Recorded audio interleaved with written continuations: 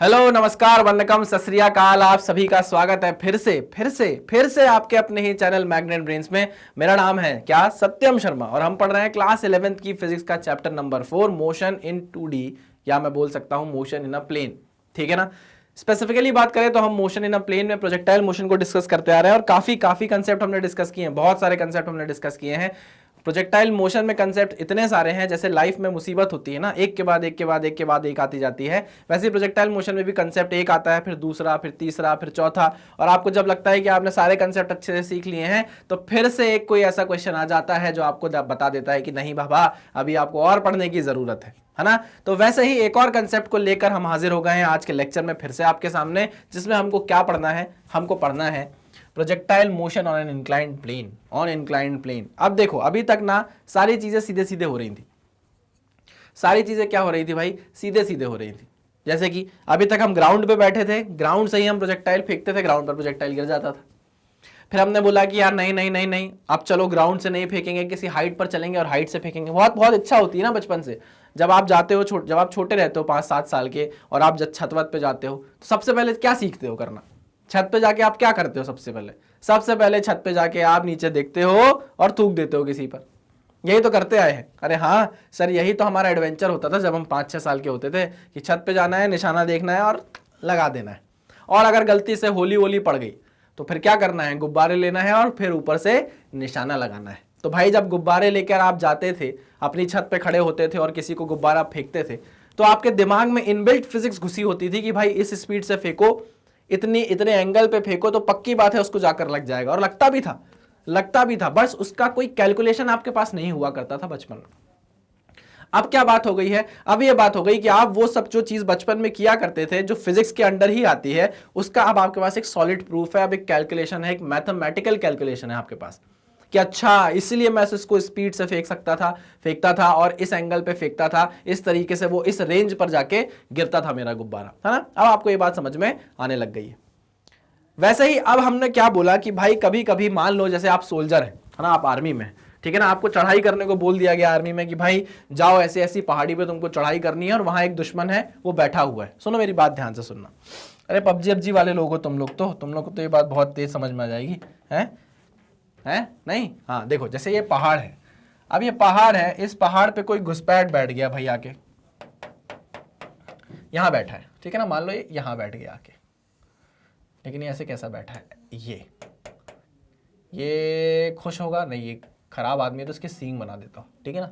चल, तो ये आदमी यहाँ आके बैठ गया, ठीक। अब हमारे आर्मी वाले भाई साहब जो हैं वो नीचे खड़े हैं, हमारे जो हीरो है हमारे देश के वो नीचे खड़े हैं, ठीक है ना। अब ये खुश हैं बड़े, क्योंकि इनको प्रोजेक्टाइल मोशन आता है ना, ये खुश हैं, इनको प्रोजेक्टाइल मोशन आता है। अब उन्होंने बोला कि भाई यहाँ तक चढ़ाई करनी है, और चढ़ाई करते टाइम अगर मेरे को इसने मार दिया तो बड़ी दिक्कत वाली बात है। मैं अगर चढ़ाई करके ऊपर जाता हूँ और इतने में, क्योंकि इसके लिए आसान है मारना, ये तो हाइट पे बैठा है, इसको तो सब दिखाई देगा, और मैं जब नीचे से देख रहा हूँ तो मुझे देखो ये इस पत्थर के पीछे से छुप गया, देखो ना, यहाँ से ऐसे गड्ढा है, इस गड्ढे के पीछे यहाँ बैठा हुआ है। तो वैसे भी हमारे सोल्जर भाई साहब को तो दिख नहीं रहा है, हमारे सोल्जर भाई साहब अच्छे आदमी है, इसलिए इनके ऊपर एक हेलो बना देता हूँ, ठीक। चलिए, तो उन्होंने बोला यार चढ़ाई करना तो सही ऑप्शन नहीं है, गोली वोली पड़ जाएगी, क्या मतलब, दुश्मन से तो गोली नहीं खाएंगे, है ना। हम भले ही पैरासीटामोल खा लेंगे लेकिन दुश्मन से तो गोली नहीं खाएंगे। तो हमने ये बोला, मैंने नहीं, मतलब आर्मी वाले भाई साहब ने ये बोला कि मैंने प्रोजेक्टाइल मोशन पढ़ा है। और कैसा प्रोजेक्टाइल मोशन पढ़ा है? Projectile motion on an inclined plane पढ़ा है। तो उन्होंने बोला मैं क्या करूंगा, मैं यहां से एक बम फेंक दूंगा भाई, यहां मेरे पास एक बॉम्ब है ना, बॉम्ब को क्या करूंगा, ऐसे फेंकूंगा और एक बॉम्ब क्या कर देगा, इसको जाकर हिट कर देगा, ठीक। क्लियर बात है? हाँ सर क्लियर बात है। तो देखो, इन सारी चीजों के कैलकुलेशन में भी आपको अब क्या पढ़ना पड़ेगा, वही प्रोजेक्टाइल मोशन के रूल्स पढ़ने पड़ेंगे कि नहीं पढ़ने पड़ेंगे? बिल्कुल पढ़ने पड़ेंगे सर, है ना। वही कंपोनेंट बनेंगे आपकी वेलोसिटी के। बस अब अंतर ये होगा कि अब आप ग्राउंड पर खड़े नहीं होकर किसी इंक्लाइंड प्लेन पर खड़े होंगे, है ना। जैसे आर्मी वाले भाई साहब ग्राउंड पे खड़े हैं, लेकिन ये एक्चुअली यहाँ ना खड़े होकर कहाँ खड़े होंगे, इधर इंक्लाइंड प्लेन पर खड़े होंगे, ठीक। इधर से उनको बॉम्ब को क्या करना पड़ेगा, फेंकना पड़ेगा, ठीक। तो इन सारी चीजों को समझने के लिए अब हमको क्या करना है, हमको projectile motion on an inclined plane देखना है। बहुत ध्यान से समझेंगे, बहुत धीरे धीरे समझेंगे, कोई हड़बड़ी नहीं करेंगे। हड़बड़ी हम कब करेंगे? हड़बड़ी तो हम कभी नहीं करेंगे, बस थोड़ा सा पेस बढ़ाएंगे न्यूमेरिकल में अपना, लेकिन कंसेप्ट को समझने में कोई भी जल्दी मैं नहीं करता हूं, ठीक है ना। क्योंकि बचपन में मेरे साथ ऐसा ही हुआ है, जब मुझे कंसेप्ट समझाया जाता था तो तेजी तेजी में समझा दिया जाता था, है ना। तो जब मैं समझता था तब तो मजा आ जाता था, लेकिन जैसे ही घर पहुंचे वैसे ही सेंटर फ्रेश का ऐड, पिताजी मैं फिर से फेल हो गया है। देखा है कि नहीं देखा ऐड वाला? चलिए भाई, ये है हमारा एक इंक्लाइंड प्लेन जिसका ग्राउंड से एंगल कितना है? ग्राउंड से एंगल है अल्फा। क्या एंगल माना मैंने भाई? ग्राउंड से अल्फा माना। कोई प्रॉब्लम नहीं सर, कोई भी प्रॉब्लम हमको नहीं। चलिए, अभी जो हम प्रोजेक्टाइल मोशन पढ़ रहे हैं उसका पढ़ रहे हैं हम पार्ट 1। क्या पढ़ रहे हैं भाई? उसका हम पार्ट 1 पढ़ रहे हैं। पार्ट 1 क्या? पार्ट 1 हम यहां पर जो प्रोजेक्टाइल फेंकेंगे वो डाउन टू टॉप फेंकेंगे। कहां से कहां फेंकेंगे? जहां पे डाउन से हम टॉप की तरफ फेंकेंगे, ठीक है ना। तो हम पहला पार्ट पढ़ रहे हैं down to top projectile, down to top projectile, down to top projectile.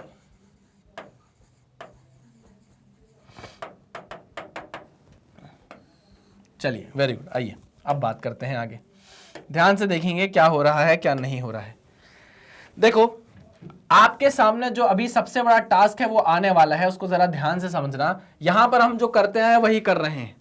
हम अपनी बॉल को क्या कर रहे हैं भाई? ऐसे प्रोजेक्टाइल मोशन कराकर यहां पर गिरा दे रहे हैं। कोई प्रॉब्लम किसी को इस बात से?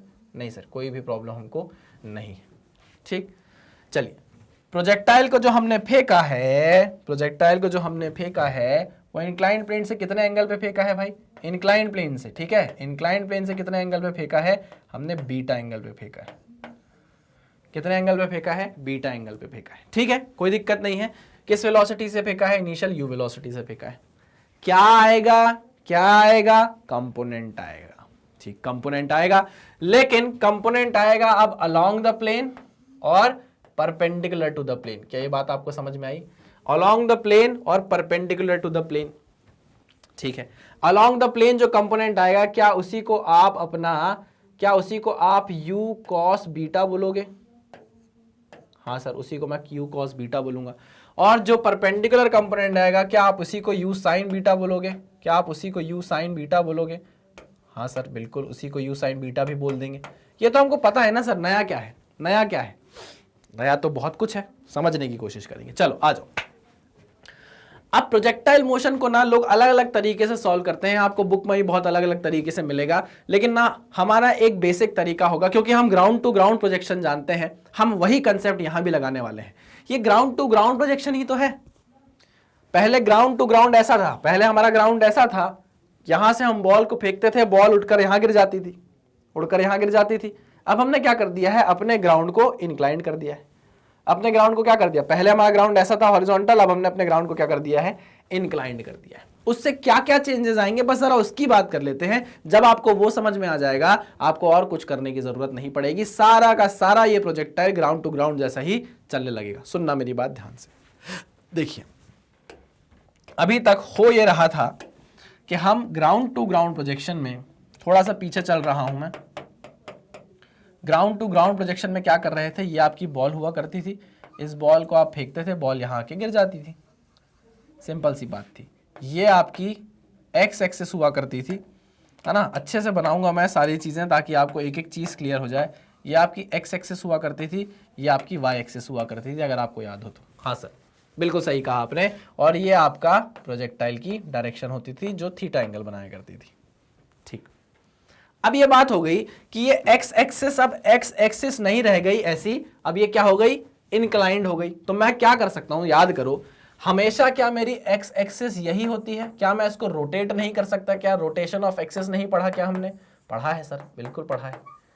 तो अगर मेरा मन करे तो क्या मैं इस एक्सिस को पलटा मतलब घुमा नहीं सकता? क्या बिल्कुल रोटेट कर सकता हूं। क्यों रोटेट नहीं कर सकता? बिल्कुल रोटेट कर सकता हूं।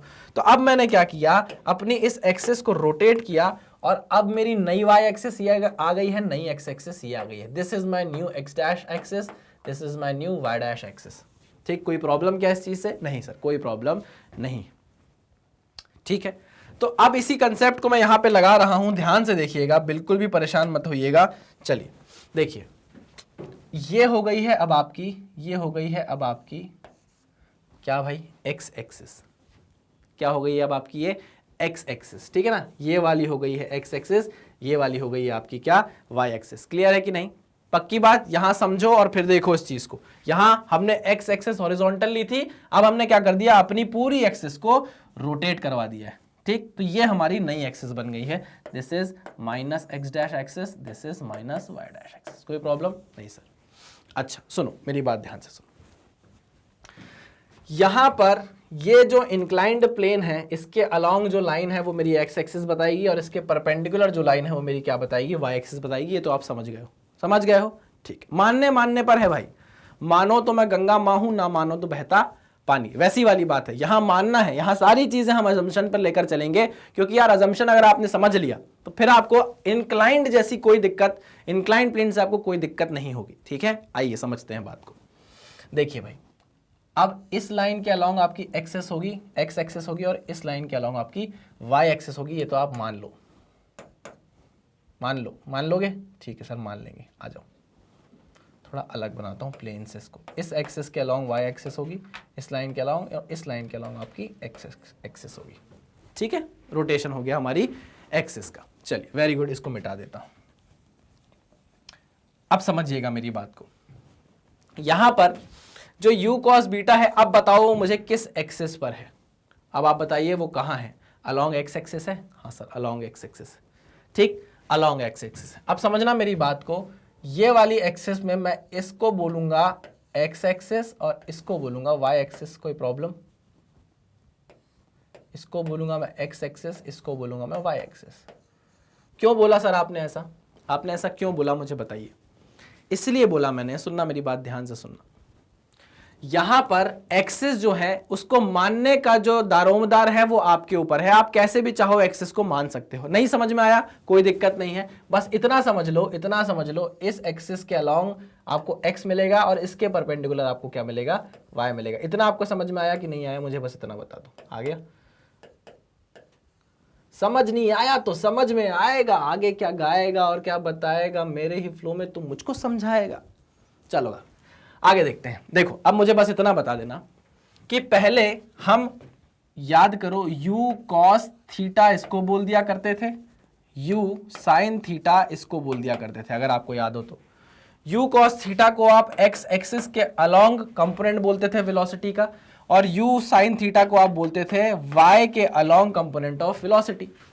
सिमिलरली यहां पर आपने जो u cos बीटा किया है वो क्या है, वो x के अलोंग कंपोनेंट है, या मैं बोल सकता हूं अलोंग द प्लेन कंपोनेंट है वेलोसिटी वेक्टर का, जिसको आप u cos बीटा बोल रहे हो। बिल्कुल सही कहा सर आपने। तो ये क्या बन रहा है, हमारा ux बन रहा है, क्योंकि अब हमारी x एक्सिस तो ये है, रोटेट हो गई है, अब हमारी x एक्सिस ये है। चलिए वेरी गुड। वैसे ही u sin बीटा अब आपका ये हो गया, और ये किस एक्सिस के अलोंग है सर, ये y एक्सिस के अलोंग है। तो हम इसको क्या बोल देंगे भाई, uy is equals to u sin beta. क्या ये बात समझ में आई? क्या ये बात समझ में आई? हाँ सर, ये बात हमको समझ में आ गई। ठीक है, कोई बात नहीं, आगे बढ़ते हैं। अब ये बात समझो कि इसमें क्या था, इसमें क्या था, हर पॉइंट पर ग्राउंड टू ग्राउंड प्रोजेक्टाइल है ये, हर पॉइंट पर ग्रेविटी नीचे की तरफ एक्ट हो रही थी। ये बात मैंने कुछ बोली, गलत बोली क्या? नहीं सर, एकदम सही बात बोली है, तो आप पहले भी पढ़ा चुके हो। ठीक है, हर पॉइंट पर ग्रेविटी नीचे की तरफ एक्ट कर रही थी। ठीक है, अब ये बात समझो, toward the centre gravity attract करती है, toward the centre of earth, यानी कि नीचे की तरफ। तो मेरी बात बताओ, ग्रेविटी जो एक्ट करेगी वो ऐसे एक्ट करेगी या ग्रेविटी ऐसे एक्ट करेगी?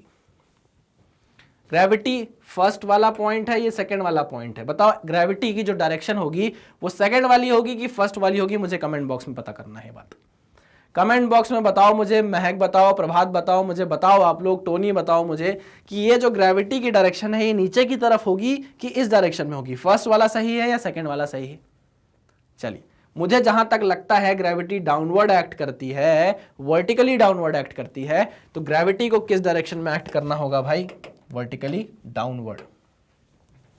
Vertically downward. कलर कुछ ऐसा ले लेंगे हम जिससे हमको आसानी हो। चलो रेड कलर ही ले लेते हैं, आ जाओ। अब सुनो मेरी बात, ग्रेविटी जो एक्ट करेगी वो करेगी vertically downward act. Vertically downward act. G जो होगा वो नीचे की तरफ होगा, वर्टिकली डाउनवर्ड। ठीक है ना, उसको थोड़ी ना पता है आप इंक्लाइंड प्लेन पे चले गए हो, वो अपनी डायरेक्शन थोड़ी ना चेंज करेगा। ग्रेविटी तो वर्टिकली डाउनवर्ड एक्ट करती है, तो वर्टिकली डाउनवर्ड ही एक्ट करेगी। हाँ। अब यहां पर आ जाएगा एक नया कंसेप्ट। जब हम ग्राउंड टू ग्राउंड प्रोजेक्टाइल पढ़ रहे थे तब आप याद करो, ग्राउंड टू ग्राउंड प्रोजेक्टाइल में आपका एक्स डायरेक्शन में कोई भी एक्सेलरेशन नहीं था। जो पूरा का पूरा एक्सेलरेशन था वो वाई डायरेक्शन में हुआ करता था। देखो ना, सारा का सारा एक्सेलरेशन क्या है, वाई की डायरेक्शन में है, एक्स की डायरेक्शन में कोई एक्सेलरेशन नहीं हुआ करता था। बट आप जब इंक्लाइंड प्लेन पर प्रोजेक्टाइल पढ़ते हो तो देखो, अब देखो आप, डाउनवर्ड एक्ट कर रहा है जी, डाउनवर्ड एक्ट कर रहा है जी, कर रहा है कि नहीं कर रहा है सर? क्या आपको ऐसा नहीं लगता इस जी का एक कंपोनेंट अलोंग द प्लेन होगा, इस जी का एक कंपोनेंट अलोंग द प्लेन होगा और इसी जी का एक component perpendicular to the plane होगा? आई बात समझ में? नहीं आई बात समझ में? फिर से बोलता हूं, जी जो है वो हमेशा towards the centre of earth लगता है, यानी कि वर्टिकली डाउनवर्ड लगता है। उसको कोई लेना देना नहीं है कि आप ग्राउंड टू ग्राउंड देख रहे हो या आप इंक्लाइंड प्लेन पर चले गए। अगर आप इंक्लाइंड प्लेन पर चले गए तो जी बोलेगा भाई देखो, जी ग्राउंड टू ग्राउंड में भी वर्टिकली डाउनवर्ड लग रहा है, देखो। और जब आप इंक्लाइंड प्लेन पर चले गए तब भी आपका जी क्या लग रहा है, वर्टिकली डाउनवर्ड ही लग रहा है, वो अपनी डायरेक्शन चेंज नहीं कर रहा। बट अब हमको जो कैलकुलेशन करनी है वो इंक्लाइंड प्लेन पर करनी है। कहां पे करनी है? इंक्लाइंड प्लेन पर करनी है। तो मुझे ये बताओ कि क्या इस जी का एक component along the inclined plane जा रहा है और एक component perpendicular to the inclined plane जा रहा है? हाँ सर, बिल्कुल जा रहा है। एक बार एंगल पता चल जाए तो सर मजा आ जाए। देखो, अगर ये अल्फा है तो ये कितना होगा, 90 माइनस अल्फा। अगर ये 90 माइनस अल्फा है तो ये कितना होगा, अल्फा। इसको मैं हटा देता हूं। ये अल्फा है तो ये 90 माइनस अल्फा है तो ये अल्फा है। तो अब मुझे बताओ, जो जी का component perpendicular to the plane है वो कितना है सर? वो है जी कॉज अल्फा, जी कॉज अल्फा। और जो इसका जी का कंपोनेंट इंक्लाइंड प्लेन के अलोंग है वो कितना है सर? वो है जी साइन अल्फा, जी साइन अल्फा। ये है जी कॉज अल्फा, ये है जी साइन अल्फा। और एक बात हमको बहुत अच्छे से पता है भैया, बहुत अच्छे से पता है कि ये नीचे की डायरेक्शन में है, उसको हम माइनस जी बोलते हैं। ठीक, क्लियर है? ये हो जाएगा माइनस जी कॉज अल्फा, ये हो जाएगा माइनस जी साइन अल्फा, क्योंकि प्लस एक्सेस हमारी एक्स एक्सेस ये है, ये हमारी माइनस हो जाएगी। ठीक है, कोई प्रॉब्लम नहीं सर, कोई प्रॉब्लम नहीं। अब सुनो, आपने कर क्या लिया? आपने सारे कंपोनेंट इंक्लाइंड प्लेन के अलोंग और इंक्लाइंड प्लेन के परपेंडिकुलर निकाल लिए। ठीक, अब आप समझना कि इसको अब आप ग्राउंड टू ग्राउंड प्रोजेक्शन जैसा देख सकते हो। कैसे देख सकते हो? बहुत आसानी से समझना। देखो, एक और प्रोजेक्टाइल मैं बनाता हूं यहां पे। अब मैं क्या कर रहा हूं, इसको ऐसे घुमा देता हूं, है ना? ठीक है ना? आपको ऐसे मुंडी टेढ़ी करके देखना पड़ रहा होगा। इसको एक बार घुमा के इंट्रोडक्शन आपका करा दूं कि ये फिगर कैसा है, ताकि वो फिगर आप हमेशा अपने दिमाग में रखो। देखो भाई, ध्यान से समझना, है ना? इतना इजी करके प्रोजेक्टाइल बता रहा हूं आपको इंक्लाइंड प्लेन में कि शायद आपको कभी कोई दिक्कत ना पड़े। इसमें लोग इतना ज्यादा कंफ्यूजन में रहते हैं कि अरे बाप रे, इंक्लाइंड प्लेन में कैसे प्रोजेक्टाइल सॉल्व करेंगे, बाकी हलवा है, कुछ भी इसमें नहीं है। आइए, अब मैं क्या कर रहा हूं, ये सारे कंपोनेंट निकालने के बाद वापस इसको ग्राउंड टू ग्राउंड में चेंज कर देता हूं। देखिएगा, ये हमारी बॉल को मैंने ये फेंका, प्रोजेक्टाइल बन गया। देखो, अब मेरी बात सुनो, यहां इसका कंपोनेंट कितना है, u cos बीटा। ये कितना है आपका, ux है। ठीक है ना? यहाँ क्या है, ui है, कितना, u sin बीटा। ठीक, क्लियर? ये हो गया आपका u। ठीक है, अच्छा। अब यहाँ पे जी ने थोड़ी सी पलटी मारी है, जी ने बोला इधर लगूंगा मैं कितना, इधर मैं लगूंगा u sin बीटा के अपोजिट क्या लग रहा है, जी cos अल्फा, जी cos अल्फा। और u cos बीटा के अपोजिट क्या लग रहा है, जी साइन अल्फा, जी साइन अल्फा। क्या समझ में आया मुझे इस डायग्राम से? और ये एंगल कितना है, बीटा। एंगल कितना है भाई, बीटा। सुनो, अब अगर मैं इसको ग्राउंड टू ग्राउंड प्रोजेक्शन बनाकर देखता हूं तो मुझे कुछ चीजें समझ में आती हैं। क्या? मुझे एक बात तो ये समझ में आई कि जब हम पहले ग्राउंड टू ग्राउंड देखते थे तो एक्स डायरेक्शन में कोई एक्सेलरेशन नहीं होता था, पूरा का पूरा एक्सेलरेशन वाई डायरेक्शन में होता था। बट जब आप इंक्लाइंड प्लेन में चले गए, तो अब आप देखो एक्सेलरेशन का एक कंपोनेंट वाई डायरेक्शन में है और एक्सेलरेशन का एक component x minus x direction में, हाँ कि ना? मतलब आप इस केस में अब ये नहीं बोल पाओगे कि x डायरेक्शन का एक्सेलरेशन 0 है, ऐसा नहीं है। देखो आप x डायरेक्शन में भी एक एक्सेलरेशन एग्जिस्ट करता है जो कि g साइन अल्फा है। क्या ये बात आपको समझ में आई? बहुत ही बेहतरीन तरीके से अगर आपको ये बात समझ में आ जाती है तो आप क्वेश्चन उड़ाने लग जाओगे, बस और कुछ भी नहीं है इंक्लाइंड प्रोजेक्टाइल मोशन में। ठीक, बस इतना याद रखना कि अब जो ax है वो 0 नहीं रहेगा, ax की वैल्यू माइनस जी साइन अल्फा होने वाली है। ये पॉजिटिव भी हो सकती है, डिपेंड करता है कौन क्या साइन कन्वेंशन ले रहा है ना? अपने अपने साइन कन्वेंशन के हिसाब से वैल्यू पॉजिटिव नेगेटिव हो सकती है, बट 0 तो नहीं होगी, ये बात पक्की है। इसका मैग्नीट्यूड जो है वो जी साइन अल्फा रहने वाला है। और अब ए वाई जो है वो जी ना होके कितना हो गया है, जी कॉस अल्फा।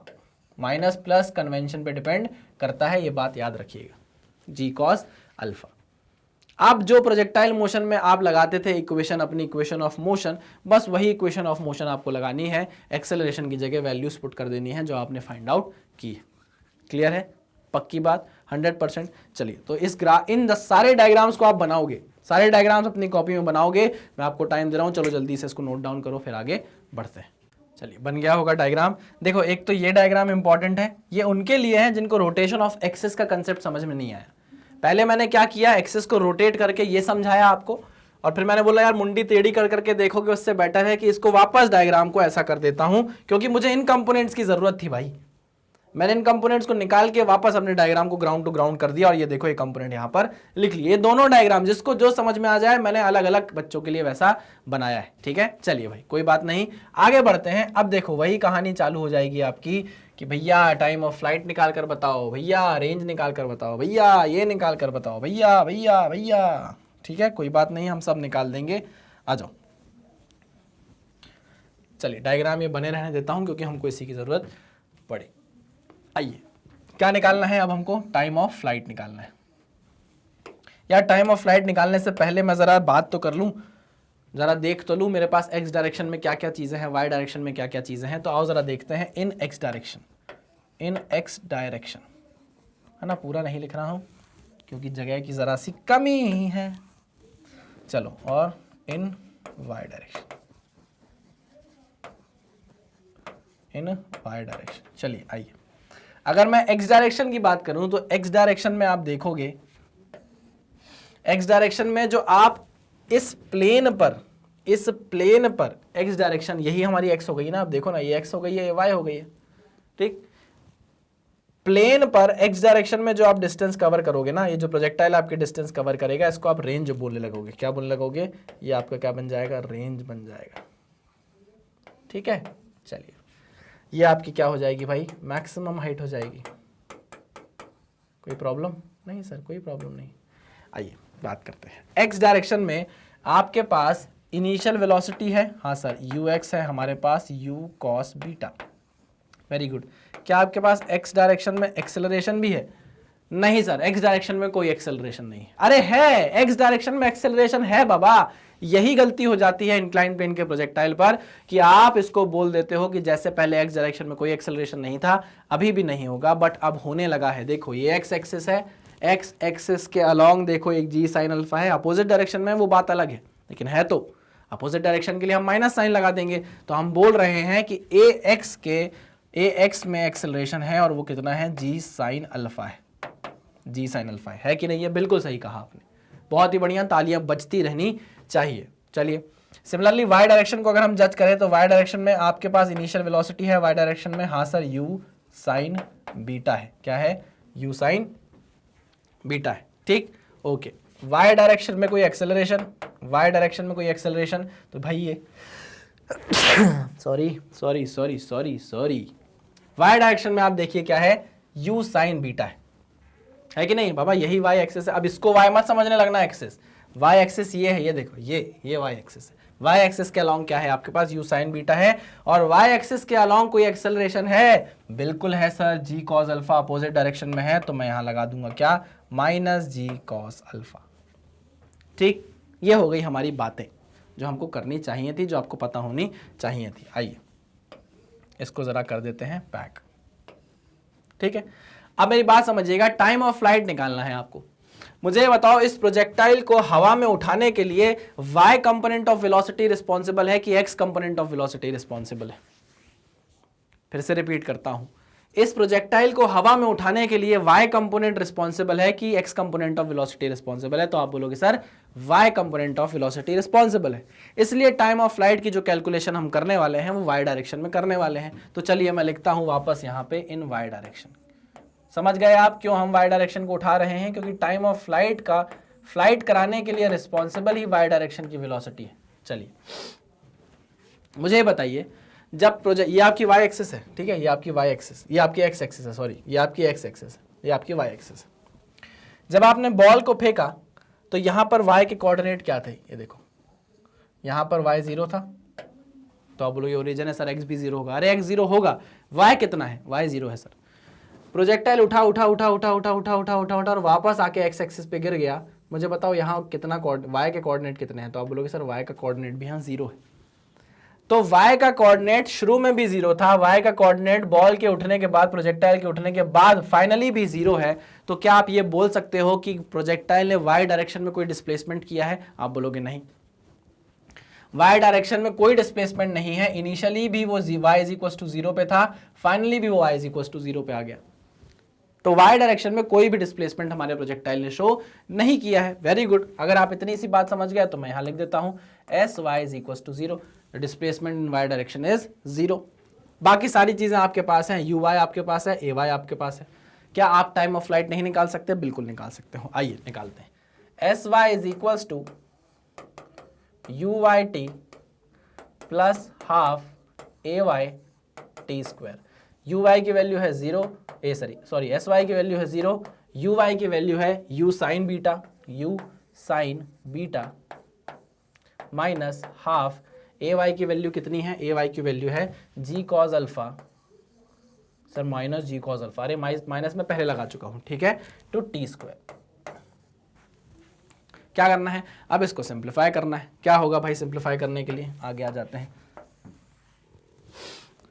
चलो ये चला जाएगा उस साइड, तो ये हो जाएगा, अच्छा यहाँ पे एक t भी तो है, अपन भूल गए t लिखना, u sine beta into T, u sine beta into T. अब सही है? हाँ सर अब सही है।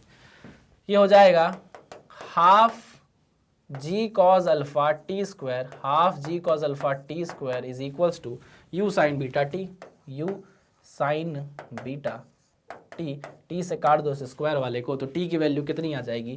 t की वैल्यू आ जाएगी, यहाँ लिख दे रहा हूँ भाई, है ना, अलग से दिखना चाहिए, अलग से दिखना चाहिए। जैसे जब लड़के वाले लड़की को देखने जाते हैं तो लड़की अलग से दिखनी चाहिए, है ना, अलग से दिखनी चाहिए। जिसके हाथ में ट्रे होती है, जो चाय लेके आती है, वो लड़की होती है, अलग से दिखती है। वैसे ही ये रिलेशन जो हमारे पास निकल कर आया है अलग से दिखना चाहिए। 2u sine beta, 2u sir बोलो क्या एग्जाम्पल देते हो सर आप यार, है 2u sine beta upon g cos alpha, ठीक है। चलिए ये हो गया हमारे पास टाइम ऑफ फ्लाइट का रिलेशन, जो बहुत इंपॉर्टेंट है। किसके लिए है ये? इंक्लाइन प्लेन के लिए। 2u sine beta upon g cos alpha. थोड़ी सी बात और करूं, क्या आप नोट डाउन करोगे? फिर उसके बारे में बात करता हूं, ठीक है। आप इसको नोट डाउन करिए, फिर हम इसके बारे में बात करते हैं। देखो बहुत आसान सा रिलेशन था, कुछ भी नहीं था यार। हम हमेशा अपने 2D मोशन को 1D मोशन में तोड़ते हुए आए हैं। जिस भी डायरेक्शन में आपको एनालिसिस करनी है, आप उस डायरेक्शन को ले लेते हो, एनालिसिस करते हो, आपके पास रिलेशन आ जाता है, परेशान नहीं करता आपको, ठीक है। चलिए खासकर उन लोग को तो बिल्कुल नहीं जो टाइम पर पढ़ रहे हैं और रिलेशन निकालना जानते हैं। चलिए भाई लिख लिया होगा आपने, कोई बात नहीं, आगे बढ़ते हैं। आ जाओ। अरे रे मेरी जान है राधा, आ जाओ आ जाओ आ जाओ आ जाओ आ जाओ। चलिए अब यार ये जो हमारे पास टाइम ऑफ फ्लाइट का फॉर्मूला आया है 2u sine beta upon g cos alpha, इसको देखकर यार आपको पुराने फॉर्मूले से याद नहीं आ रहे? जो ग्राउंड टू ग्राउंड प्रोजेक्शन हम करते थे, क्या उनकी याद नहीं आ रही आपको? सर कैसे याद आएगी? अरे आएगी, क्यों नहीं आएगी? देखो मुझे एक बात बताओ, ये u साइन बीटा क्या है? u साइन बीटा क्या है? u साइन बीटा क्या uy है? हाँ sir, u sine beta uy है, ठीक है। तो सर टाइम ऑफ फ्लाइट के फॉर्मूले को मैं क्या 2 इंटू यू वाई लिख सकता हूँ? बिल्कुल लिख सकते हो, 2 इंटू यू वाई लिख सकता हूँ। अच्छा, g cos अल्फा क्या है? जी कॉस अल्फा क्या है सर? जी कॉस अल्फा वाई डायरेक्शन में जी का कंपोनेंट है, वाई डायरेक्शन में जी का कंपोनेंट है, तो 2u इंटू जी वाई है। ये बोल सकता हूँ कि नहीं? बिल्कुल बोल सकता हूँ। चलिए सर अभी भी समझ नहीं आया, मैं जानता हूँ अभी भी समझ नहीं आया। ग्राउंड टू ग्राउंड प्रोजेक्शन में चलते हैं, जरा ground to ground projectile motion में चलते हैं। वहां पर फॉर्मूला क्या था? 2u sine theta upon g, यही फॉर्मूला था जिसमें u साइन थीटा क्या हुआ करता था? uy हुआ करता था, y डायरेक्शन की वेलोसिटी, y डायरेक्शन का कंपोनेंट ऑफ वेलोसिटी, ठीक है। और g क्या होता था? g क्या होता था? g पूरा का पूरा, या मैं बोल सकता हूं ay, ऐसा बोल सकता हूं, हाँ। g क्या होता था? g पूरा का पूरा ay हुआ करता था, एक्सेलरेशन इन y डायरेक्शन। वो बात अलग थी कि वहां ग्राउंड टू ग्राउंड प्रोजेक्शन में पूरा का पूरा एक्सेलरेशन y ही डायरेक्शन में होता था, x डायरेक्शन में कोई भी एक्सेलरेशन नहीं होता था। बट यहां इंक्लाइंड प्लेन में किस्मत ऐसी बदल गई कि भैया हमारे पास x डायरेक्शन में भी एक्सेलरेशन का कंपोनेंट आ गया। This is ax, this is ax and this is ay, हाँ कि ना? तो अब आप ये देखो ना, हमारे पास जो फॉर्मूला आया टाइम का, टाइम ऑफ फ्लाइट का, वो time is equal to 2u upon ay आया, जो पहले भी था। जब ग्राउंड टू ग्राउंड प्रोजेक्शन आप पढ़ रहे थे, ग्राउंड टू ग्राउंड प्रोजेक्शन पढ़ रहे थे, तो आप 2u साइन थीटा बोलते थे, जिसमें u साइन थीटा आपका uy हुआ करता था, और नीचे आप लिखते थे g। g क्या होता था? पूरा का पूरा एक्सेलरेशन इन y डायरेक्शन, ये हुआ करता था। This is ground to ground projection, और यही चीज यहां भी तो अप्लाई हो गई। अगर आपको ये फॉर्मूला याद है ग्राउंड टू ग्राउंड प्रोजेक्शन का कि वो होता है 2 times of velocity in y direction upon acceleration in y direction, तो आप इस फॉर्मूले को भी आसानी से याद रख सकते हो। 2 times of velocity in y direction divided by acceleration in y direction. Inclined plane में y डायरेक्शन की वेलोसिटी u sin बीटा होती है, पुट करो। इंक्लाइंड प्लेन में y डायरेक्शन में एक्सेलरेशन g cos अल्फा होता है, पुट करो, आपके पास टाइम ऑफ फ्लाइट का फॉर्मूला आ जाएगा। कोई दिक्कत, कोई परेशानी नहीं सर? तो ये कोई नई चीज नहीं थी बाबा। मैंने आपको क्या बोला? जब आप ग्राउंड टू ग्राउंड प्रोजेक्शन समझ चुके हो, आपको और कोई नया तरीका नहीं ला कर दूंगा मैं। तरीका वही होगा ना, क्या रिश्ता वही, सोच नहीं। अब आपको इंक्लाइंड प्लेन पर चढ़ के सोचना है। ग्राउंड से ग्राउंड तो आप जान चुके हो, अब आपको इंक्लाइंड प्लेन पर सोचना है, तो कोई दिक्कत नहीं है, सोचवा दिया मैंने आपको। हाँ कि ना? अरे हाँ कि ना? मजा आया? मजा आया? चलो बढ़िया है। कमेंट में बताना समझ में आई चीजें कि नहीं आई, और जो क्वेश्चन पूछता हूं कमेंट में बताया करो उसका आंसर, मैं देखता रहता हूं, है ना महक? पता है ना तुमको? चलिए जवाब दीजिएगा, इसको नोट डाउन करिए। टाइम ऑफ फ्लाइट हम निकाल चुके हैं, अब हमको रेंज की तरफ चलना है। अच्छा एक बात बताओ, एक बात और बताओ, मुझे याद आ गई अभी एक बात। इफ इसको मैं मिटाता हूं, इसको मैं मिटाता हूं और आपसे बोलता हूं if alpha is equal to 0 degree. अब मेरे मन में एक और खुरापाती ख्याल आ गया कि अल्फा आप 0 डिग्री कर दो, अल्फा 0 डिग्री कर दो। इस फॉर्मूले में अगर अल्फा 0 डिग्री होता है तो कॉस 0 कितना हो जाएगा? 1 हो जाएगा। कॉस 0 क्या हो जाएगा? 1 हो जाएगा। तो टाइम क्या हो जाएगा? टाइम ऑफ फ्लाइट हो जाएगा 2u साइन बीटा अपॉन जी हो जाएगा। अब यहां देखो, अगर अल्फा 0 आपने कर दिया, अल्फा 0 होने का मतलब है ground to ground projection. Alpha 0 degree होने का क्या मतलब है? Ground to ground projection. होता है यही बात कि नहीं होती है? बिल्कुल यही बात होती है सर। आ गया हमको समझ में? आ गया। देखो 2u साइन बीटा अपॉन जी बन जाएगा। ये वही टाइम ऑफ फ्लाइट का फॉर्मूला है जो आप ground to ground projectile motion में पढ़ चुके हो, कोई नई चीज आपके सामने नहीं आई है, इसलिए डरने की बात नहीं है इंक्लाइंड प्लेन से। ठीक, क्लियर? चलिए नोट डाउन करिए, डायग्राम में अभी भी अपने पास रखूंगा। अब हम नेक्स्ट स्लाइड में रेंज निकालेंगे, नोट डाउन कर लीजिए। चलिए आगे बढ़ते हैं। टाइम ऑफ फ्लाइट ध्वस्त हो गया है, फॉर्मूला याद रखेंगे 2u sine beta upon g cos alpha. अगर ऐसे याद नहीं रखना तो 2 times of u y upon g y करके ay करके याद रखेंगे। चलिए आइए, ये हो गया टाइम ऑफ फ्लाइट ध्वस्त, है ना? चलिए आइए भाई, अब हमको निकालनी है भाई रेंज। क्या निकालनी है? Range. Range ground to ground projectile में क्या होती थी? जो हॉरिजॉन्टल डिस्प्लेसमेंट होती थी, बट यहां पर अब आपकी एक्स एक्सिस ये है, तो रेंज भी इंक्लाइंड प्लेन पर जो आप कवर करोगे हॉरिजॉन्टल डिस्प्लेसमेंट, इंक्लाइंड प्लेन पर जो आप हॉरिजॉन्टल डिस्प्लेसमेंट कवर करोगे उसको आप रेंज बोलने वाले हो। ठीक है, चलिए अब रेंज निकालने के लिए आपको चाहिए क्या? रेंज निकालने के लिए आपको चाहिए एक्स डायरेक्शन। क्या चाहिए आपको? X direction. तो हम देखते हैं भाई in x direction, in x direction, in x direction आ जाओ। एक्स डायरेक्शन में क्या चाहिए? S x is equals to u x t plus half a x t square. अब यहां पर जल्दीबाजी में बच्चे क्या करेंगे, बोलेंगे अरे एक्स डायरेक्शन में तो कोई एक्सेलरेशन नहीं है, इसको कर दो 0 और यहां पर हो जाएगी टाई टाई फिश, यहां पर हो जाएगा जीवन खत्म, गलती हो जाएगी। और इसके लिए ब्रह्मा विष्णु महेश सब तुम्हारे सामने आकर खड़े हो जाएंगे और बोलेंगे ना ना ना ना बेटा, बहुत बड़ी गलती कर दी है। तो एक्स डायरेक्शन में इंक्लाइंड प्लेन में एक्सेलरेशन होता है, होता है, होता है और होता है, ये बात याद रखना है, इसको काटना मत। एक्स डायरेक्शन में जो डिस्प्लेसमेंट आप निकाल रहे हो उसी को आप रेंज बोल रहे हो, ठीक है। U x into t time of flight का फॉर्मूला अभी आपने निकाला है इतनी मेहनत से, 2u sin beta upon g cos alpha, 2u sin beta upon g cos alpha plus a x कितना है भाई, जी साइन अल्फा है, माइनस लग जाएगा है ना, माइनस हाफ ए एक्स की वैल्यू कितनी है, जी साइन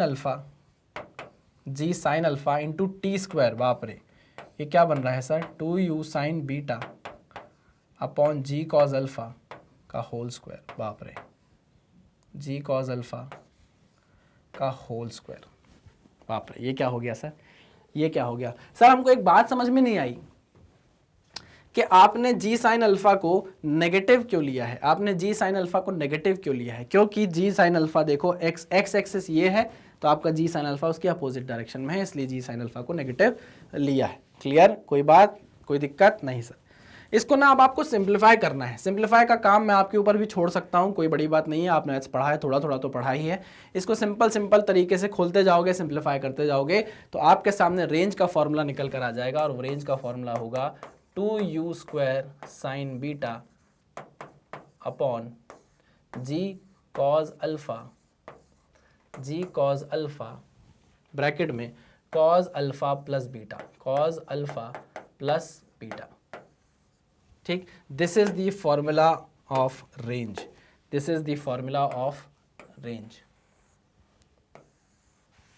क्लियर। मैं रिकमेंड नहीं करूंगा कि आप इस फॉर्मूले को याद करो, मैं रिकमेंड नहीं करूंगा कि इस फॉर्मूले को आप याद करो, क्योंकि देखो अभी फॉर्मूला ना बहुत बड़ा आपको लग रहा है, बट जब आपके सामने क्वेश्चन आएगा तो यहाँ वैल्यू होगी, कॉस कोई एंगल होगा, वैल्यू होगी, यहाँ पर कोई एंगल होगा, वैल्यू होगी, जी की वैल्यू 10 होगी, यू की कुछ वैल्यू होगी, तो आपको दिक्कत नहीं जाएगी, है ना। लेकिन अभी ये बहुत सारी दिक्कत आपको पैदा कर सकता है याद करने में, ठीक।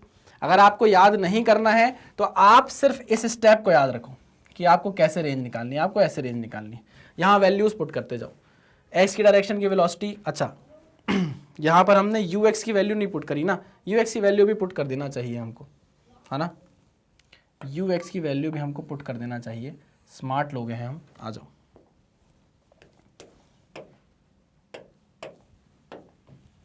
यू एक्स की वैल्यू क्या है, range is equals to u x की वैल्यू क्या है भैया, यू एक्स की वैल्यू है यू कॉस बीटा। अब सही है, कोई दिक्कत नहीं। अब आप इसको सिंप्लीफाई करोगे तो और बड़ा रिलेशन हो गया, है ना, इसको सिंप्लीफाई करोगे तो यही आने वाला है। और मैं आपको बोल रहा हूँ इस फॉर्मूले को याद करने की जरूरत नहीं है, आप सिर्फ ये वाला स्टेप याद रखो और यहाँ पर वैल्यूज पुट कर दो, क्योंकि वैल्यू पुट करना बहुत आसान है, वैल्यू यहाँ पुट करो, आपके सामने सारी चीजें निकल कर आ जाएंगी, ठीक है ना। ये है रेंज का फॉर्मूला जो कि अल्फा बीटा पर डिपेंड करता है, आपकी इनिशियल वेलोसिटी पर भी डिपेंड करता है, जी पर भी डिपेंड करता है, जी तो चलो कांस्टेंट है। अब यहाँ पर एक चीज आती है मैक्सिमम रेंज निकालने की, है ना। तो मैक्सिमम रेंज के लिए थोड़ी सी आपको मेहनत करनी पड़ेगी, उससे पहले आप इसको नोट डाउन करिए, फिर हम मैक्सिमम रेंज पर चलते हैं। चलो, ये रेंज का फॉर्मूला, अब देखो अपन लोग फिजिक्स पढ़ते हैं यार, थोड़ा सा ना अपने अंदर खुजली है, सीधे सीधे अपन ना मानते नहीं किसी चीज को, अपन को ना एक काम रहता है, एक काम अपने दिमाग में फंसा रहता है कि अगर ये आप सर बोल रहे हो ग्राउंड टू ग्राउंड से आया है, तो फिर सर यहाँ भी अल्फा 0 करके बताओ ना, एक बार सर, एक बार वो होता है ना, वो क्या बोलते हैं, जादू दिखाने वाला आता है, 5 रुपए का और करके बताओ ना सर, तो आप वैसे ही सर 5 रुपए का और करके बताओ ना सर, अल्फा 0 करो ना, if alpha is equals to 0, ground to ground projection, if alpha is equals to 0, तो अगर आप अल्फा 0 करोगे तो ग्राउंड टू ग्राउंड प्रोजेक्शन हो जाएगा, इंक्लाइंड प्लेन खत्म, ग्राउंड टू ग्राउंड पे आ जाओगे आप, ठीक। अल्फा 0 करो तो ये हो जाएगा 0, ये हो गया 0, सिर्फ बचा क्या, कॉस बीटा, क्या बचा, कॉस बीटा, तो 2u square sine beta, cos alpha 0, cos 0 मतलब 1 हो जाएगा। अब ये देखो you square 2 sign beta cos beta sine 2 beta हो जाएगा कि नहीं हो जाएगा। तो आपके लिए रेंज का फॉर्मूला क्या आ जाएगा, u square sine 2 beta upon g. यही फॉर्मूला है क्या आपका ग्राउंड टू ग्राउंड प्रोजेक्शन में रेंज का, यही फॉर्मूला है सर, यही फॉर्मूला है ना। तो सब एक ही फॉर्मूले हैं भाई, एंगल आने के कारण ये सारी 3-5 हुई है, बाकी तो और कोई दिक्कत आपको नहीं होने वाली है। चलिए अब अपने पास जो रेंज का फॉर्मूला आया है उसको हमको मैक्सिमाइज करना है। क्या करना है, फॉर मैक्सिमम रेंज। अब हम रुकेंगे नहीं, अब हमको मैक्सिमाइज अगर करना है रेंज को, मतलब आपको ये दूरी बढ़ानी है, तो बताओ किस एंगल पे आप अपने प्रोजेक्टाइल को फेंकोगे। यही बात समझ में, आपको ये हॉरिजॉन्टल, ये जो रेंज है ना ये बढ़ानी है, इंक्लाइंड प्लेन पर ये रेंज बढ़ानी है। तो वो पूछ रहा है बताओ बीटा की वैल्यू क्या होनी चाहिए, बीटा की किस वैल्यू पर आपको रेंज मैक्सिमम मिलेगी। अच्छा ठीक है, तो बीटा की हमको वो वैल्यू फाइंड आउट करनी है जिसपे आपको रेंज मैक्सिमम मिले। तो हम यहाँ मैक्सिमम मिनिमा का कंसेप्ट लगाएंगे और बोलेंगे कि रेंज को क्या करो, बीटा के रिस्पेक्ट में डिफरेंशिएट करो और उसको 0 से इक्वेट कर दो। ठीक है, तो पहले हमारा काम है रेंज को लिखना। तो रेंज का फॉर्मूला क्या है, 2u square sine beta 2u square sine beta upon g cos alpha bracket में कॉज अल्फा प्लस बीटा। यही फॉर्मूला है, हाँ सर यही फॉर्मूला है। ठीक है, तो चलिए अब अगर इसको डिफरेंशिएट करना चाहें तो डिफरेंशिएट करते हैं, differentiate range with respect to beta. क्या होगा भाई बताओ, देखो बीटा को डिफरेंशिएट करना है, कॉज अल्फा प्लस बीटा है, इसको अंदर ले जाता हूं, बाकी चीजें बाहर रखता हूं, 2u स्क्वायर बाहर रखता हूं, कांस्टेंट है, जी कॉज अल्फा कांस्टेंट है, ब्रैकेट के अंदर भेज देता हूं किसको, साइन बीटा को, इसके साथ रख देता हूं कॉज अल्फा प्लस बीटा के साथ। किसी को कोई दिक्कत इस बात से? नहीं सर कोई भी दिक्कत नहीं है। चलिए अभी डिफरेंशिएट नहीं किया है, अभी तो सिर्फ अरेंज किया है, तो अरेंज ही लिखता हूं अभी इसको। अब डिफरेंशिएट करने की कोशिश करेंगे तो d r by d beta अगर आपने किया क्या होगा भाई, ये तो कांस्टेंट है 2u स्क्वायर अपॉन, इसको मैं कांस्टेंट लिख दे रहा हूँ c, है ना, बार बार क्यों लिखूँ इसको कांस्टेंट लिख दे रहा हूँ c। चलिए ये प्रोडक्ट रूल लगा दूं, sine beta cos alpha plus beta u into v है, प्रोडक्ट रूल लगा दूं तो साइन बीटा को एज इट इज रखता हूं, डिफरेंशिएट करता हूं कॉज अल्फा प्लस बीटा को, साइन बीटा को एज इट इज रखता हूं, डिफरेंशिएट करता हूं कॉज अल्फा प्लस बीटा को। कॉज का डिफरेंशिएशन क्या होता है, माइनस साइन, कॉज का डिफरेंशिएशन क्या होता है, minus sine alpha plus beta, minus sine alpha plus beta into alpha plus beta का डिफरेंशिएशन क्या होगा, अल्फा का 0 बीटा का 1, तो यहाँ ब्रैकेट में क्या आ जाएगा, एक 1 आ जाएगा। कोई प्रॉब्लम नहीं सर, कोई प्रॉब्लम नहीं, ब्रैकेट करो क्लोज, प्लस, ठीक प्लस। अब साइन बीटा को आपने एज इट इज रखा था, अब आप साइन बीटा का डिफरेंशिएशन कर दो, साइन बीटा का डिफरेंशिएशन क्या आएगा, कॉस बीटा, साइन बीटा का डिफरेंशिएशन कॉस बीटा आएगा और कॉस अल्फा प्लस बीटा आप एज इट इज रख दो, तो ये लो भाई कॉस अल्फा प्लस बीटा और साइन बीटा का डिफरेंशिएशन होगा कॉस बीटा, ये हो गया ब्रैकेट क्लोज। ठीक, ध्यान से देखिए, sign beta sine alpha plus beta cos alpha plus beta cos beta, इसको थोड़ा सा रीअरेंज करता हूं, ठीक है, नीचे लिखता हूं, ऊपर लिख दूं क्या, कोई प्रॉब्लम नहीं, कोई प्रॉब्लम नहीं, इसको आप देख लो भाई, नोट डाउन कर लो, फिर हम इसको आगे लिखते हैं। देखो इस स्टेप को ऊपर ले जा रहा हूं, यहां लिख रहा हूं वापस, ठीक है, तो d r by d beta is equals to, d r by d beta is equals to constant, थोड़ा सा रीअरेंज कर रहा हूं, cos alpha plus beta, cos alpha plus beta into cos beta minus minus minus sine alpha plus beta minus sine beta into sine alpha plus beta. सही कहा कि नहीं कहा, बिल्कुल सही कहा आपने। देखो ना बाबा, इसको मैंने रीअरेंज किया तो cos alpha plus beta cos beta, ठीक, sine alpha sine beta sine alpha plus beta, इसको रीअरेंज करके मैंने यहां पर लिख दिया। क्लियर है, पक्का 100%? हाँ सर, तो चलो आगे बढ़ते हैं, आ जाओ।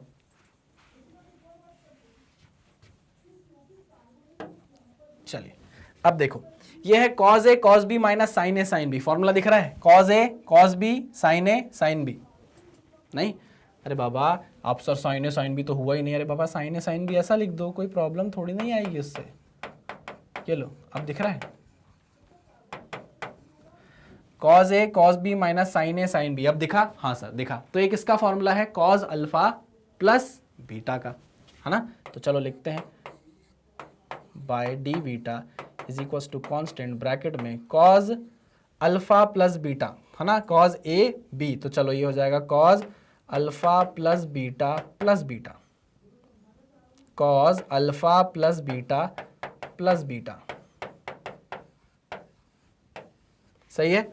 पक्का? हाँ। और याद है आपको शुरू में मैंने क्या लिखा था कि हमको डिफरेंशिएट करना है विद रिस्पेक्ट टू बीटा और क्या करना है, जीरो से इक्वेट कर देना है। ठीक है, तो जीरो से इक्वेट करने के लिए हम जब इसको जीरो से इक्वेट करेंगे तो कांस्टेंट जीरो के पास चला जाएगा। ठीक है ना। चलिए तो हम जीरो से इक्वेट कर देते हैं इसको, तो ये कांस्टेंट हो जाएगा जीरो। क्या बचेगा? सिर्फ बचेगा कॉज ब्रैकेट के अंदर alpha plus 2 times of beta is equals to zero, यही बचेगा। ठीक है, very good. Cos alpha plus 2 beta is equals to zero. Cos inverse zero क्या होता है? 90 डिग्री। बिल्कुल सही। तो ये हो जाएगा alpha plus 2 times of beta is equals to pi by 2, 90 degree. ठीक है, बीटा की वैल्यू कैसे निकलेगी? 2 beta is equals to pi by 4 minus alpha by 2, beta की वैल्यू आ जाएगी। पाई बाय 2 माइनस अल्फा होगा, डिवाइड बाय 2 हो जाएगा, तो pi by 4 minus alpha by 2 हो जाएगा। तो ये आ गई आपकी बीटा की value for maximum range, for maximum range, for maximum range. ये बात याद रखना कि हम जो प्रोजेक्टाइल फेंक रहे हैं वो अभी हम डाउन टू टॉप फेंक रहे हैं, बॉटम टू टॉप फेंक रहे हैं अभी हम, है ना। उसके लिए अगर आपको मैक्सिमम रेंज चाहिए तो आपको बीटा की वैल्यू क्या रखनी पड़ेगी? पाई by 4 minus alpha by 2, pi by 4 minus alpha by 2। Clear बात है? पक्की बात है? चलिए यार एक चीज और समझना, एक चीज और समझना, लेकिन इसको नोट डाउन करो, फिर कॉमन सेंस की बात करेंगे, कॉमन सेंस की बात करेंगे। ठीक है, इसको नोट डाउन करिए, फिर कॉमन सेंस की बात करते हैं।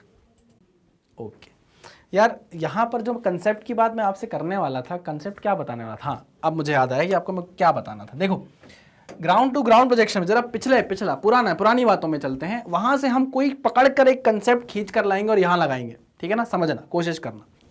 ये बात आप समझ गए, ये बात आपको समझ में आ गई होगी कि अगर आपको मैक्सिमम रेंज निकालना है इंक्लाइंड प्लेन में, जब आप बॉटम से टॉप पर फेंकोगे प्रोजेक्टाइल को, तो आपका जो बीटा है वो क्या होना चाहिए? पाई बाय 4 माइनस अल्फा बाय 2 होना चाहिए, तभी आपकी रेंज क्या होगी? मैक्सिमाइज होगी। ठीक, वो कितनी होगी वो भी हम देखेंगे, अभी आप उसकी चिंता मत करिए। अभी जो चीज मैं आपको बताने वाला हूं जरा उसको पकड़ कर चलिएगा। चलिए मैं इसको मिटा रहा हूं। कितना अच्छा लगता है ना बोलने में, ऐसा लगता है कि ब्लैक बोर्ड है, डस्टर है आपके हाथ में। वाह वाह वाह वाह, अलग ही फीलिंग। चलिए आइए बात को समझिएगा। जब ग्राउंड टू ग्राउंड प्रोजेक्शन आपने पढ़ा, बहुत ऊपर बन गई line, ground to ground projection आपने पढ़ा, ये है आपकी बॉल और इस बॉल को आप फेंकते थे, यहाँ बॉल आपके गिर जाती थी आगे। सर ये तो आप पैराबोलिक कहीं से नहीं बना रहे हो, तो आप सेमी सर्कल बना दे रहे हो। अरे चुप, ज़्यादा तेज नहीं चलो तुम लोग, है ना, मुझे ऐसा परेशान मत करो। ये हो जाती थी आपकी मैक्सिमम हाइट और ये हो जाती थी आपकी रेंज। ठीक, चलिए ये हो जाती थी आपकी ux और ये हो जाती थी uy। सब पता है मुझे, सब पता है आपको, सब बन गया है, कोई दिक्कत वाली बात नहीं। ये एंगल होता था थीटा। यहां पर रेंज का फॉर्मूला जो आपके पास होता था वो होता था u² sin 2 theta upon g। ठीक, जब आपने रेंज को मैक्सिमम करने की बात की थी, मैक्सिमम रेंज की बात की थी, तब आपने बोला था थीटा को 45 डिग्री कर दो।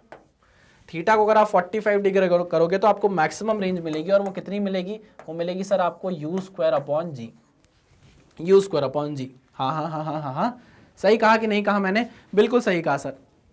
ठीक है, तो जब आपने ये मैक्सिमम रेंज कराई तब आपको थीटा 45 दिखा। ध्यान से देखना, क्या ये theta is equal to 45 degree, क्या ये एंगल 45 डिग्री इस हॉरिजॉन्टल लाइन और इस वर्टिकल लाइन को बाइसेक्ट करता है? ये एंगल नहीं, यही बात समझ में। फिर से बोलता हूँ, ये है आपकी एक्स एक्सिस, ये थी आपकी वाई एक्सिस। वाई एक्सिस के अलाउंग आपके पास यू वाई था, वाई एक्सिस के अलाउंग आपके पास यू वाई था, एक्स एक्सिस के अलाउंग आपके पास यू एक्स था। देखो ठीक, आपको मैक्सिमम रेंज कब मिल रही है? जब आप अपने प्रोजेक्टाइल को हॉरिजॉन्टल से 45 डिग्री एंगल पे फेंको। यानी कि मैं ये बोल सकता हूं कि ये वाली जो लाइन है, ये वाली जो लाइन है, ये जो लाइन है वो y और x को बाइसेक्ट कर रही है, या मैं बोल सकता हूं एंगुलर बाइसेक्टर है, एंगल बाइसेक्टर है। अगर ये टोटल एंगल 90 डिग्री का है तो ये बीच से जा रही है, y और x के एकदम बीच से जा रही है, ये भी 45 डिग्री एंगल होगा और ये भी 45 डिग्री एंगल होगा और आपको रेंज मैक्सिमम मिल जाएगी।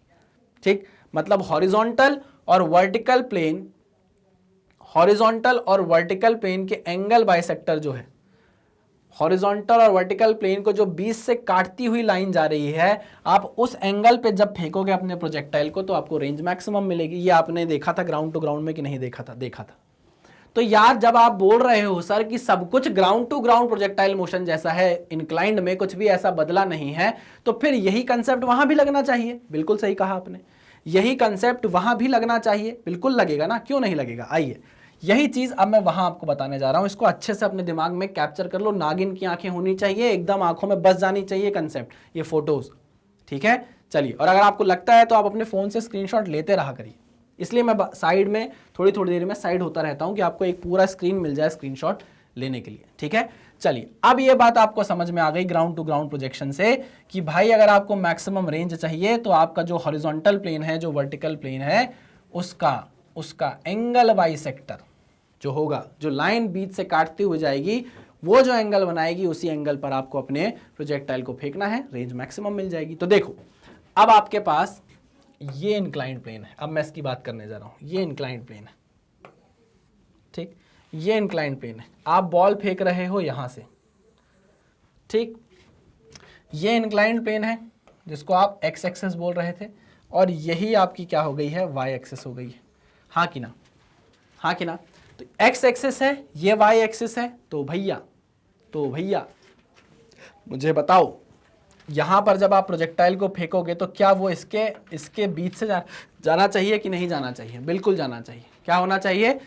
इंक्लाइंड प्लेन और वर्टिकल के बाइसेक्टर पे जाना चाहिए आपके एंगल को, और जब आप यहां से फेंकोगे अपनी बॉल को या अपने प्रोजेक्टाइल को तो आपको रेंज क्या मिलेगी? मैक्सिमम मिलेगी।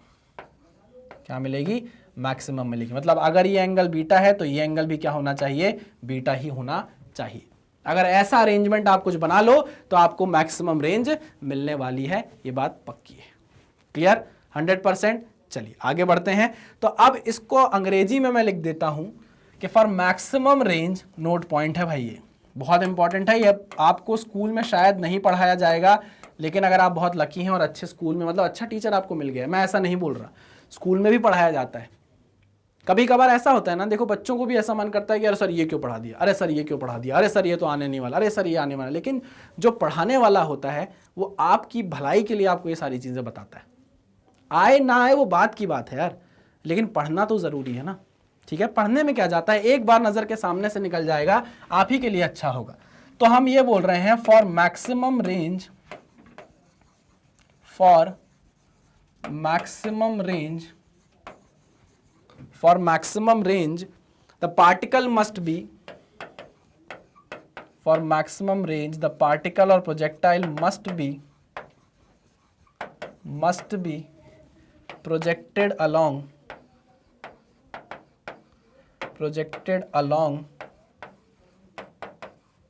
the bisector of inclined plane and vertical, inclined plane and vertical। आई बात समझ में?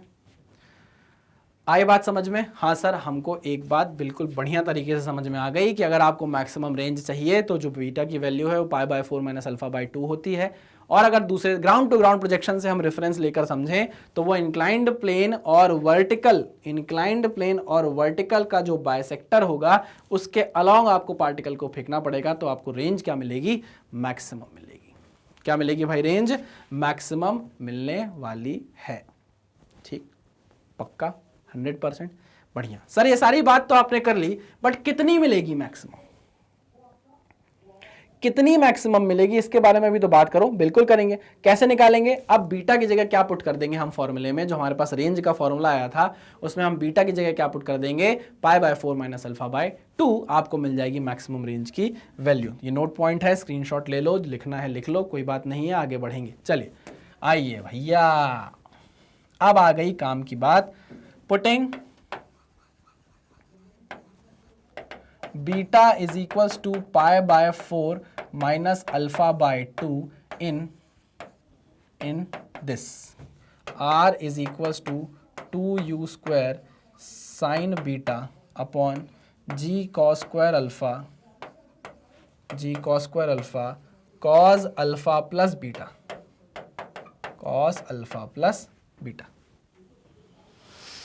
हाँ बहुत बढ़िया। तो अब आप क्या करो, बीटा की जगह पुट कर दो π/4 माइनस α/2 को। ठीक है, इसको पुट करके सॉल्व करना, बहुत बड़ी वैल्यू बनेगी, उसको सिंप्लीफाई करना, आपके पास मैक्सिमम रेंज का फॉर्मूला आ जाएगा। मैक्सिमम रेंज का फॉर्मूला आ जाएगा और वो फॉर्मूला होगा u square upon g 1 plus sine alpha, 1 plus sine alpha, 1 plus sine alpha. This is the formula for maximum range. ये कब आया है? जब आपने बीटा को π/4 माइनस α/2 पुट किया है, तब आया है। ठीक है, चलिए ये आपके पास दो इंपॉर्टेंट फॉर्मूले आ गए। एक तो बीटा की क्या वैल्यू होगी मैक्सिमम रेंज के लिए, और जब आप मैक्सिमम रेंज निकालोगे तो उसका फॉर्मूला क्या आएगा, तो वो है u square upon g 1 plus sine alpha.